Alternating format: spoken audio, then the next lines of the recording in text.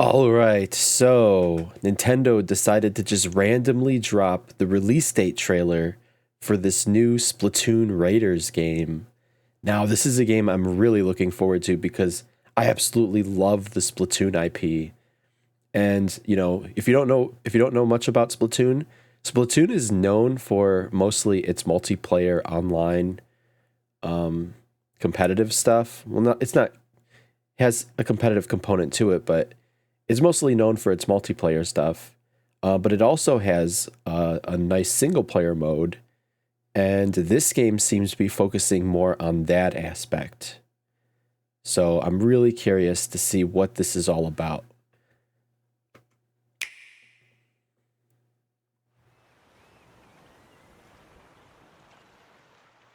All right, we have our little ship thingy. Yes, we are the mechanic.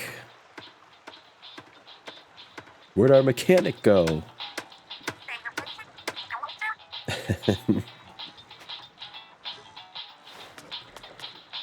Look at us.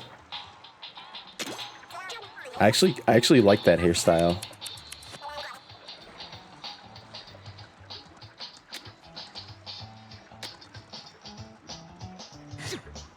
Oh, that's funny. I like how they use like junk. Oh, they got like RCA cables. Change the color, yeah. The customization is still here. But yeah, this is a single player focused Splatoon game.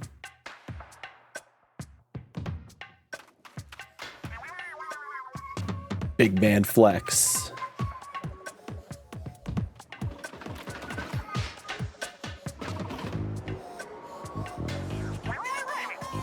Salmonoids. So I wonder if this is just like Salmon Run.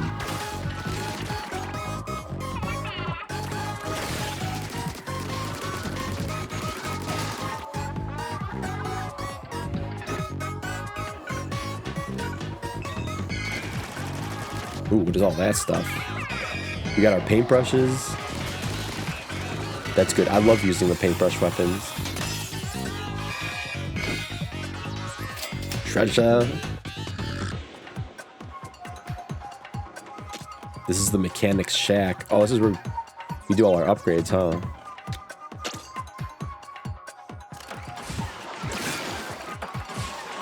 Ooh, that's different.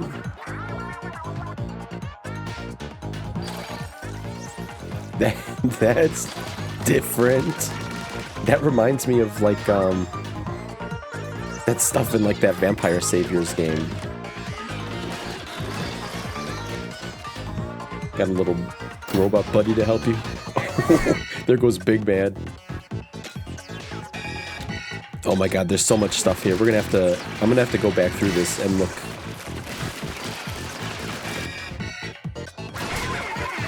Oh my god, are we riding Big Man too?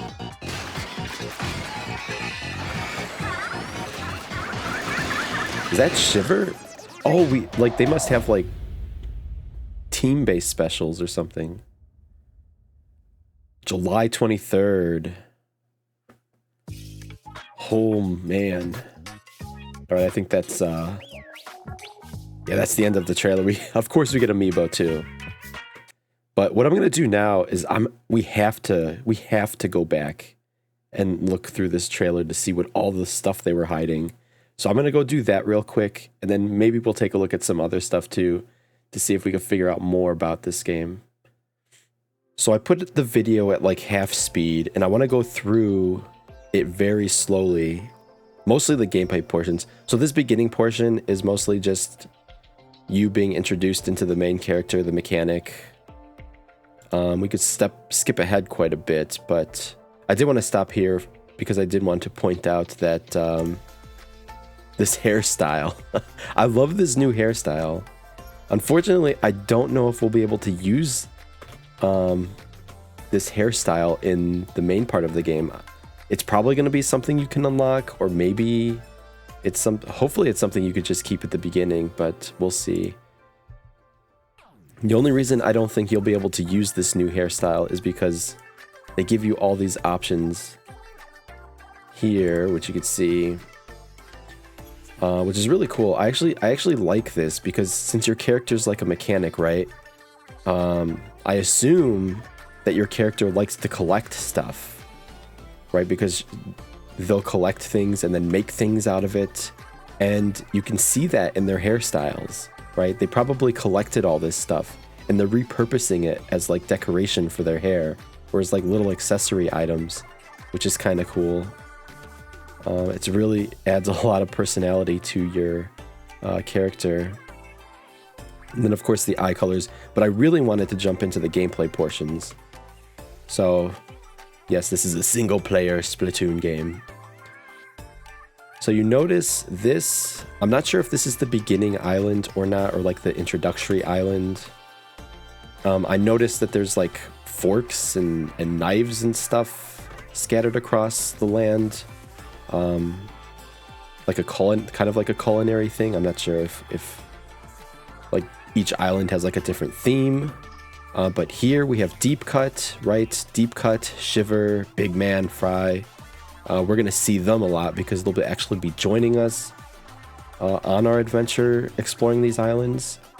And then you can see on the right here a little arcade cabinet. So definitely gonna have some mini game, or at least a mini game to play, probably to just like give you a break from all the exploration stuff. Splatoon likes to do that. So here we have a good look at like our starting weapon. And we have like no armor or no clothes. We're just walking barefoot on this new island. And then we have a good look at our ink tank, right? The ink tank here, actually it's like an ink bag, but it's all the starting equipment. And what's cool is you actually have like a little charm, so you can see some of like the customizable stuff you're able to do already. And then here's the big robot mech thing that that the deep cut characters are going to be using to help explore. I assume this little mech thing that we found is something that our character, the mechanic, probably cleaned up and fixed up so that deep cut could use it. That's just what I get from this little snippet here. You could see big man here just shoved right into the mech. It doesn't even fit. His fins are like wrapped around the side. That's kind of cool, or it's kind of funny. But now we have a first look at our enemies. And I think the salmonoids, a lot of these enemies look like they've been, some of them look like they have been pulled from Salmon Run. They just have like new designs and stuff. And here, look at this enemy. Notice how they have like a fork and knife. Yeah, I noticed, like if you look in the background too, you can see like the spoon and stuff. Like this is where I was getting like the culinary theme. Like the theme of this island is like food, like I don't even know, like eating utensils or something. I just thought that was interesting. You could see this enemy here, but if you look in the back, you could see these crystals. That's going to come into play later. You can see more of these crystals here, actually. Yeah, and you can see a lot of these enemies do look familiar. If you played Salmon Run, some of these enemies kind of look familiar. Just they look a little different. Here we have Shiver, actually, jumping in, right? And they have all the ink splash as they come in, which is kind of cool. And then they start helping us out by shooting. That's really cute. I like that. And then here, if you notice, we can actually use the mechanic character. Our character is using the little mech as like a super jump. So we can actually get some crazy height here. I'm sure that's going to help us in some like platforming sections too. And I just noticed too, our equipment changed, right? We're no longer using the beginning stuff. It looks like, oh, well here they switched back to the beginning equipment. So this must be, and then you see Shiver just goes flying into outer space. Cute little thing between Shiver and Fry. Here's a good look at the map. So if you look at the top right, you could see, right, the forks and the knives and the spoon. This was the area that we were, I thought it was the beginning area, right? But then if you look at the bottom, maybe the bottom here with the treasure chest with the check marks, I don't know. Maybe this is all, well, they're different islands, but I'm just trying to figure out. It looks like you start at the bottom here and then you work your way up. Because you could see some of the enemies we've seen in the trailer, like the bird salmonoid, the bird type salmonoid, and these big ones. You could see some of the enemy types on the map that you're going to be facing. So it looks like our goal here is to like collect treasure or relics or something. And then on the bottom left, you can see our, like the ink tank. I think that's our ink tank, like level 4. Right, because see, now you can see it's changed. Now we're no longer carrying the bag of ink, but we actually have like a more regular ink tank now. And then you can see Shiver. On the bottom left, you could see, I guess that's our health bar. And then I think you see the little Shiver icon in the bottom left. I think that's like your super meter, and that'll come into play later. And then if you look on our character, there's like it says like the R button prompt. That's gonna be one of our gadgets. And you can see we're doing like a scan. So these blue lights that we saw earlier, I think you start each area by doing a scan. And then these blue lights are probably collectibles that you can go get. So here you can see a couple of these blue scans. Or these blue lights, right? These things, there's a big one on the right side. And then there's a red one, which I'm not really sure what the red one is yet. I don't know if the trailer shows it or not. Here we have an ink brush, which is cool. And now we have Fry's with us. But I really like using the ink brush weapons. And then here's even more of the map. So you know how we started on the bottom here? You can barely see it now. And it just opens up to these bigger new areas. Zappiz Island, Spada Island. It looks like we just got off Puos Island. And you can see the little check marks here. Like the blue lights with like the little crystal things, you could see that's checked off, so we collected that already. But that might be like upgrade equipment or something. Yeah, and then you can see there's like 3 treasure chests here. So I wonder if you get different treasure. Like if you bring maybe Shiver, you get 1 treasure. And if you bring Big Man, maybe you get another treasure. I don't know. I'm not sure how that works. And then we're using the ink brush, which is cool. And you can see a lot of these enemies. Yeah, a lot of these enemies look familiar. Here, I think that was Shiver. Here is the big one, right? And this one dropped, I think they're relics. Two-fisted salmonoid, right? Treasure. So we get some money, but we also unlock an ability, mid-air jump. So you can equip that on any tank, I guess. Looks like it just gives you like a double jump. Here's the mechanics shack. I'm assuming this is where we do all our upgrades, right? Our hideout. We can upgrade, add new stuff. They don't really show that off too much. But here is where we see gadgets. So we can actually make little gadgets on top of like our main weapon that we use. We can have these little things on the side to help us out. And they're going to show this one off.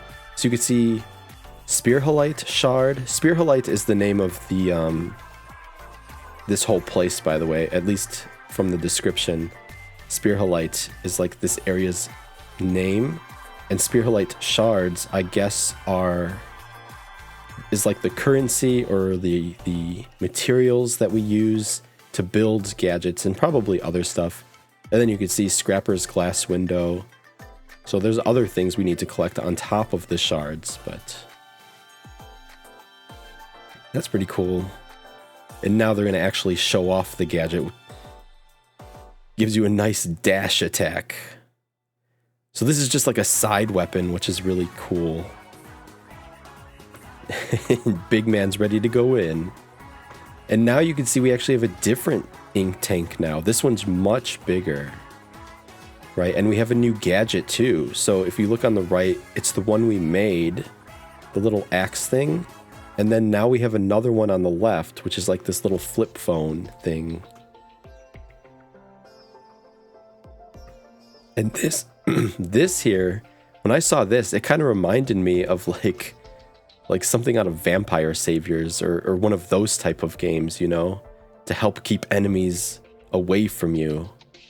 And that's the little cell phone gadget on the left side. That's what's doing that. So I thought that was pretty cool. Shiver's going fishing. We have our ink bucket. Look at this ink tank. This ink tank is interesting. This was like a circular one, right? And we have two new gadgets here too. I have no idea what these ones do. Or wait. I think it just showed off one of them. I thought that came out of the bucket, but look. One of the gadgets, the one on the right, shoots out this little robot thing. That's pretty cool. So this is another gadget. Yeah, you can see we could probably upgrade our little mech thing, and then we're throwing Pigman to the next island. There's Fry, right? See, here's the gadgets, right? Here's the two gadgets. We've seen these ones in action, right? The cell phone and the axe. And if you look at the bottom, you can see your main weapon, gadgets, relic powers. If you notice, we collected one of the treasures. I think it was a relic, like the two-fisted salmon or something.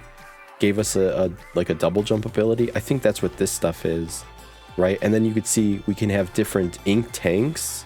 Right now we have the big one. We saw the circular one, and then like the regular looking one. Our bot buddy. I guess it's called a bot. I didn't know that, but the bot, the little mech. I've been calling it a mech, like a little mech.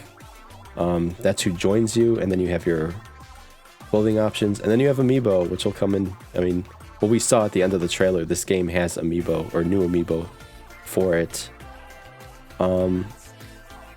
Here it looks like we have like passive abilities. I think these are the abilities we actually get from those treasures or those relics, whatever they're called. Here we have explosive step, which creates an explosion when charging in. But you can see the meter here, right? This one costs too much, it looks like, so we can't use it. Because we only have 16 points. And this one costs... Well, we're currently using splash area up, overpowered attacker, splash damage up. So that totals up to 12 points. This one costs 5 points. So it's too much. Oh, so they switched down to vertical slash. There you go. Yeah, so you have a certain amount of points you can play with. Some of these cost more than others because they're probably more valuable. But that's pretty cool. You can attach like passive abilities to make you stronger, faster, that sort of thing. Here we're using the X gadget again. We have the ink roller, which is pretty cool. It's doing tons of damage. And then look at, is that like an upgraded version of the cell phone gadget? I can't really tell. Let me go back. Yeah, here. Yeah, I think that is the cell phone gadget. So this is like, watch, she pops it, or they pop it, and it's much... There's a lot more of these ink balls floating around you, whatever there are. It seems like it's a much upgraded version. Here is where we use like team specials. So we have Big Man, Big Man's team special is that we actually get to ride them. Do we see any of the UI during this? No. So this is really cool. We actually get to control Big Man and go around and do all this stuff. And there's Shiver. We have the Ink Bow. Right, here's Shiver's team special is a shark. I don't know if you saw that, but Shiver's riding on top of the shark, which is really cool. It's got like 2 little jetpacks on its fins. Damn, look at that thing's massive. And then here's Fry.